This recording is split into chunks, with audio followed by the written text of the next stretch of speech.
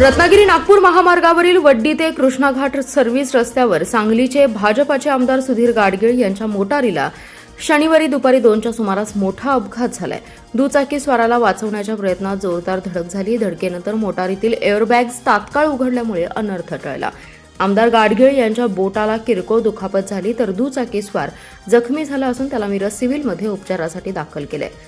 गाडगीळ हे दुपारी कर्नाटकातील उगार येथे गेले होते। तेथून सांगलीकडे परत येत असताना रत्नागिरी नागपूर महामार्गावरील वड्डी ते कृष्णाघाट सर्व्हिस रस्त्यावर एका दुचाकी स्वाराने अचानक यू टर्न घेतला।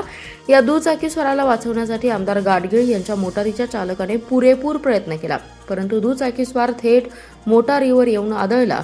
जोरदार धडकेनंतर मोटारीच्या आतील एअरबॅग्स उघडल्यामुळे आमदार गाडगीळ यांच्यासह आतील 4 जण बचावले।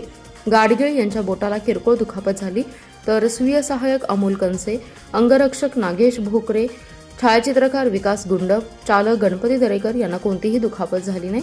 मोटारीचं आणि दुचाकीचं मोठं नुकसान झालंय। अपघातामध्ये दुचाकीस्वार जखमी झाला। तात्काळ 108 रुग्णवाहिका बोलावून त्यास मिरज शासकीय रुग्णालयामध्ये उपचारास दाखल केलं। अपघातानंतर तात्काळ घटनास्थळी पोलिसांनी धाव घेतली। महामार्ग पोलीसही धावले। घटनास्थळी गर्दी झाली होती। पोलिसांनी गर्दी हटवली।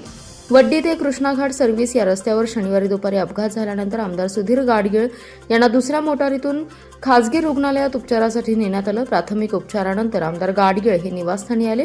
गाडगीळ घरी आल्यानंतर नेत्यांसह कार्यकर्त्यांनी दूरध्वनी करून त्यांची विचारपूस केली। सांगलीतील पोळमाळा परिसरात आनंद हनुमंत सर्जे यांचा झोपेत गळा दाबून खून केल्याप्रकरणी पत्नी पल्लवी आनंदा सर्जे व प्रियकर दीपक आप्पासाहेब आजमाने या दोघांना विश्रामबाग पोलिसांनी अटक केली आहे। दोघांना न्यायालयापुढे उभे केले असता 30 जूनपर्यंत पोलीस कोठडी सुनावली आहे। मृत आनंद हा दारू पिऊन सतत त्रास देत असल्यामुळे त्याचा खून केल्याची दोघांनी कबुली दिली आहे। मृत आनंद सर्जे आणि संशयित दीपक आजमाने हे दोघेजण राम मंदिराजवळील एका रेडीमेड कपड्याच्या शोरूममध्ये सेल्समन म्हणून कार्यरत होते। दोघेही जत तालुक्यातील असल्यामुळे तसेच दूरचे नातेवाईक असल्यामुळे सर्जे याच्याकडे दीपकचं येणं जाणं होतं।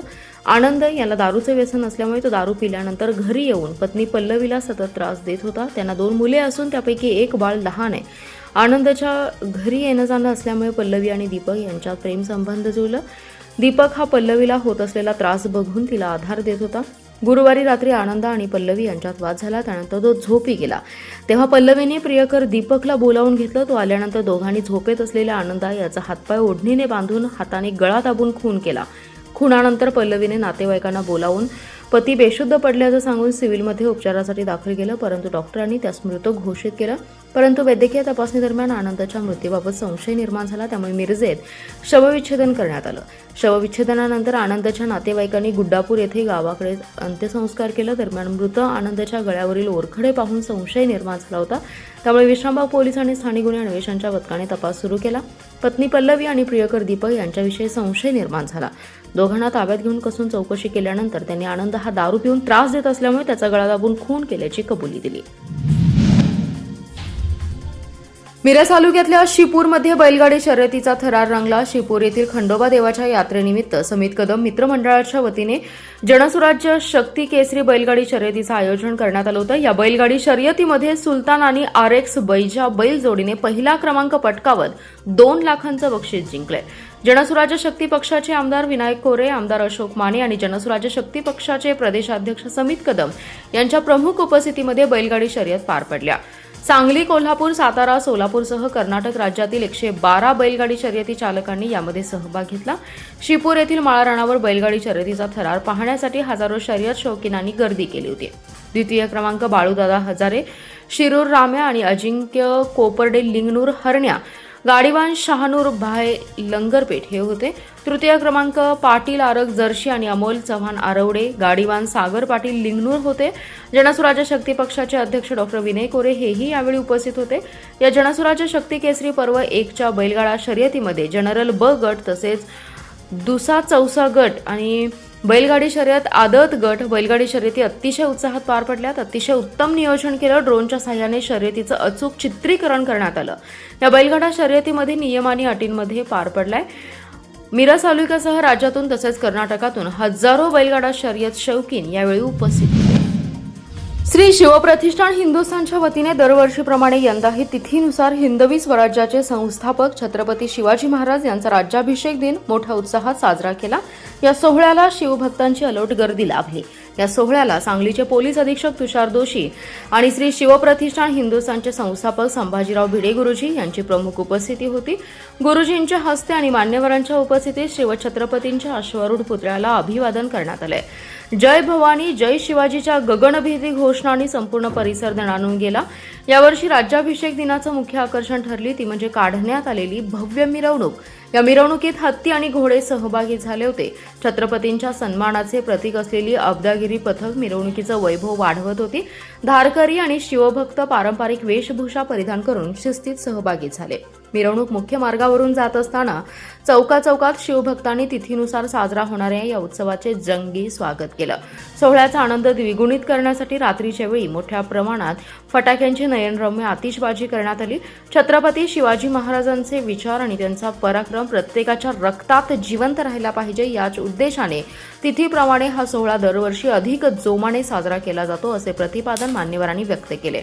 यावेळी पोलीस निरीक्षक अरुण सुगावकर, मिलिंद तानवडे, हनुमंत पवार, राहुल बोळाच, अंकुश जाधव यांच्यासह धारकरी मोठ्या संख्येने मिरवणुकीत सहभागी झाले। बनावट नंबर प्लेटचा वापर करून शासनाची फसवणूक करणाऱ्या अयूब शमशुद्दीन गोलंदाज आणि फिरोज अयूब गोलंदार याच्याकडून महात्मा गांधी चौक पोलीस ठाण्याकडून एका आयशर टेम्पोसह 10 लाख रुपयांचा मुद्देमालासह जप्त करण्यात आलाय।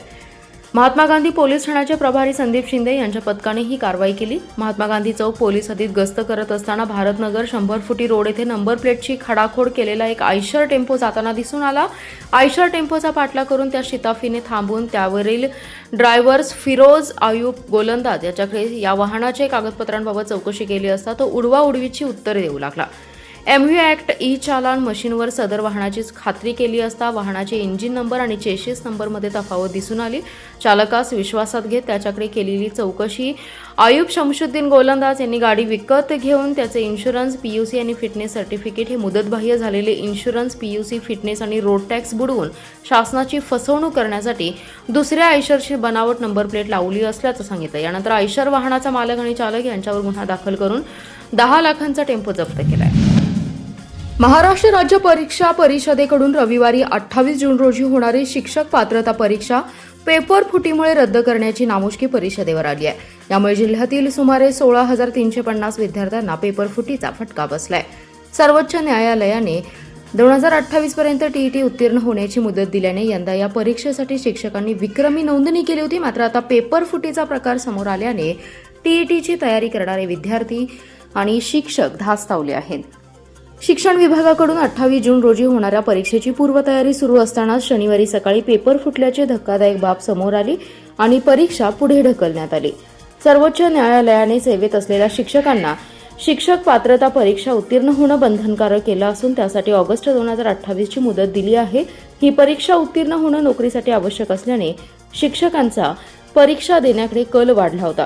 सुरुवातीला ही परीक्षा 21 जून रोजी होणार होती, परंतु नीट परीक्षेमुळे ती 28 जून रोजी घेण्याचं निश्चित करण्यात आलं होतं। मात्र त्यातही आता पेपर फुटीचा प्रकार समोर आल्याने प्रचंड मेहनत करणाऱ्या प्रामाणिक विद्यार्थ्यांमधून आणि शिक्षकांमधून तीव्र संताप व्यक्त होतोय। अनेक शिक्षकांनी अभ्यासासाठी उन्हाळी सुट्ट्यांमध्ये पर्यटनाला जाणं टाळलं, तर काहींनी दररोज 10 ते 12 तास अभ्यास केला। परीक्षा काही तासांवर आलेली असताना हा प्रकार समोर आल्याने सर्वांनाच मोठा धक्का बसलाय। परीक्षा आता कधी होणार याबाबत निश्चिती नसून दुसरीकडे न्यायालयाच्या मुदतीची टांगती तलवार कायम असल्याचं काही शिक्षकांनी सांगितले। मागील 2 दिवसांपासून पुन्हा उष्म्यात वाढ झाल्याने शेतकऱ्यांच्या चिंतेत भर पडली आहे। पाऊस सुरू झाल्यानंतर केलेल्या पेरण्या अडचणीत आल्या आहेत। शनिवारी सकाळी 8 वाजता संपलेल्या 24 तासात जिल्ह्यात सरासरी 0.5 मिलीमीटर पावसाची नोंद झाली आहे। चांदोली आणि कोयना क्षेत्रात हलका ते मध्यम स्वरूपाचा पाऊस झालाय। साधारणतः 3 आठवड्यांच्या प्रतीक्षेनंतर रविवारपासून पावसाने सुरुवात केली असली तरी मंगळवारी एकच दिवस जोरात बरसला। पाऊस सुरू झाल्याने जिल्ह्यात सोयाबीन, भुईमुगासह इतर पेरण्या शेतकऱ्यांनी सुरू केल्या होत्या, पण बुधवारनंतर पावसाने उसंत घेतली आहे। गेले 2 दिवस तर आकाश पांढरं झाले। हवेतही फरक पडला असून उष्मा वाढू लागल्याने पाऊस गायब होतो का अशी भीती शेतकऱ्यांना वाटू लागली आहे। शनिवारी सकाळपासूनच उन्हाचा कडाका जाणवत होता। दिवसभर उष्मा वाढत गेला। जिल्ह्यात कमाल तापमान 29 तर किमान 24 डिग्रीपर्यंत पोहोचल्याने उष्मा अधिक जाणवतोय। हवामान विभागाने सलग पावसाचा अंदाज वर्तवला होता, पण गेले 2 दिवस दडी मारल्याने शेतकऱ्यांसमोरील अडचणी वाढल्यात. आगामी 3 दिवस ढगाळ हवामान राहणार असून मंगळवारनंतर पाऊस सुरू होईल असा अंदाज हवामान विभागाने वर्तवलाय. जत शहराच्या विकासाचा संकल्प करत आपण जतच्या विकासाची ब्ल्यूप्रिंट तयार केली आहे. शहराच्या रखडलेल्या विकासाला गती देण्यासाठी शहरातील रस्ते, पाणी आणि विजेचा प्रश्न सोडवण्यासाठी आपण कटिबद्ध आहोत. जत शहराचा कायापालट आपण करणारच असल्याचा पुनरुच्चार जतचे आमदार गोपीचंद पडळकर यांनी केलेत. पडळकर यांनी निवडणुकीच्या काळात शहरातील नागरिकांसमोर मांडलेल्या विकास आराखड्याची प्रत्यक्ष अंमलबजावणी आणि प्रस्तावित कामांचा आढावा घेण्यासाठी सर्व प्रभागांमध्ये पाहणी दौरा केला. यावेळी त्यांच्या समवेत नगराध्यक्ष डॉक्टर रवींद्र आरळी, उपनगराध्यक्ष विक्रम ताण, नगरसेवक परशुराम मोरे, अण्णा भिसे, पापा कुंभार आदी जण उपस्थित होते. यावेळी आमदार पडळकर यांनी शहर प्रवेशद्वार आणि सुसज्ज कमान, भव्य प्राणी संग्रहालय, आधुनिक बस स्थानक, विविध भागातील उद्याने, सांस्कृतिक भवन, स्मारके, घरकुल योजना, ओपन स्टेज, ओपन जिम, व्यावसायिक संकुले, स्मशानभूमी सुशोभीकरण, नवीन नगर परिषद इमारत, पंचायत समिती इमारत तसेच नागरिकांच्या दैनंदिन गरजांशी संबंधित विविध विकास कामांचा सविस्तर आढावा घेतलाय. जत शहराचा सर्वांगीण आणि दर्जेदार नियोजनबद्ध विकास हेच ध्येय ठेवून प्रत्येक विभागात, प्रत्येक प्रभागात सुविधा निर्माण करण्यासाठी प्रशासनाला आवश्यक सूचना देण्यात आल्या असून नागरिकांना अधिक चांगल्या सुविधा, स्वच्छ वातावरण आदी आधुनिक पायाभूत सुविधा उपलब्ध करून देण्यासाठी विकासाचा हा प्रवास अधिकच वेगाने सुरू राहणार असल्याचं यावेळी बोलताना आमदार पडळकर यांनी सांगितले. शासनाकडून प्रसिद्ध अधिसूचनेच्या प्रसिद्धी पत्रकाची येथे शेतकऱ्यांनी होळी करून तीव्र निषेध नोंदवला आहे. छत्रपती शिवाजी महाराज चौकात लावण्यात आलेले पत्रक काढून होळी करण्यात आली. शक्तीपीठ महामार्गाविरोधातील आंदोलन अधिक तीव्र होते. शक्तीपीठ महामार्गामुळे परिसरातील सुमारे 182 एकर सुपीक शेती बाधित होणार असल्याचा दावा शेतकऱ्यांनी केलाय. प्रकल्पाविरोधात जवळपास 200 शेतकऱ्यांनी लेखी हरकती दाखल केल्या आहेत. वारणा नदीच्या महापुराचा या भागाला वारंवार फटका बसत असल्याने प्रस्तावित महामार्गामुळे भविष्यात गंभीर परिणाम होण्याची शक्यता असल्याचंही शेतकऱ्यांनी प्रशासन आणि लोकप्रतिनिधींच्या निदर्शनास आणून दिल्याचं सांगितलं. महामार्गासंदर्भातील अधिसूचना प्रसिद्ध झाल्यानंतर ईश्वरपूर येथील प्रांताधिकारी कार्यालयात हरकती दाखल करण्याची प्रक्रिया सुरू आहे. संभाव्य परिणामांचा तपशीलही शेतकऱ्यांनी प्रशासनाकडे सादर केला. असं असतानाही प्रशासनाकडून वारंवार अधिसूचना आणि प्रसिद्धी पत्रके काढली जात असल्याने शेतकऱ्यांमधून तीव्र नाराजी व्यक्त होते. कोणत्याही परिस्थितीत शक्तीपीठ महामार्गासाठी मोजणी, पाहणी किंवा अन्य कोणतीही प्रशासकीय प्रक्रिया गावात होऊ देणार नाही. शेती वाचवण्यासाठी आरपारची लढाई लढू असा निर्धार उपस्थित शेतकऱ्यांनी व्यक्त केला. प्रशासनाने शेतकऱ्यांच्या भावना आणि हरकतींची गंभीर दखल घ्यावी अशी मागणी करण्यात आली. पंचायत समितीचे उपसभापती प्रकाश पाटील, उत्तम पाटील, पंडित चौगुले, आनंदराव पाटील, अनिल पाटील, धनाजी पाटील, संभाजी पाटील, दीपक पाटील, राहुल पाटील यांच्यासह शेतकरी सहभागी झाले.